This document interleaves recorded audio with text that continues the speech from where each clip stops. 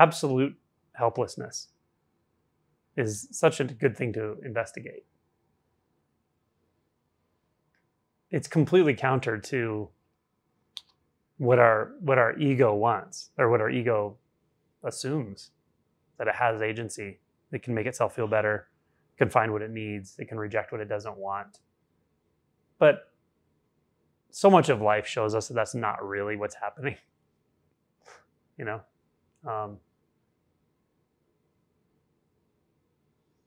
there's such a freedom in realizing that you are truly helpless.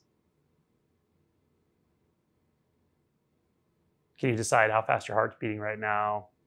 Are you deciding to digest food right now? All the physiologic processes, like none of that's being chosen.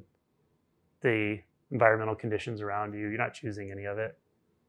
You're also not choosing your response to it, but the mind is making a reflection saying, oh, I chose to do this because of that. But there have been all kinds of really interesting and elegant studies showing that the mind that will backward extrapolate choice even when it didn't make that choice. This will be maybe a little hard to explain, but it was really very interesting. It's one of those cool functional MRI studies from just a few years ago. And they would have people put their hands on over a blue button and a red button. And then they were using TMS, transcranial magnetic stimulation, where they can trigger one brain center, like very specific localizations. So they would do it on the motor strip, where that's the part of your brain that makes your body move.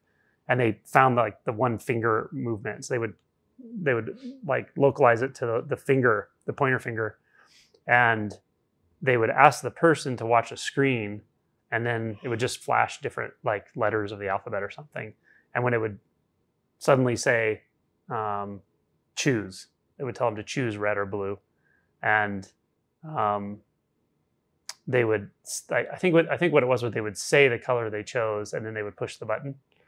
And like half the time they would use that TMS to stimulate so that it would actually push the other button.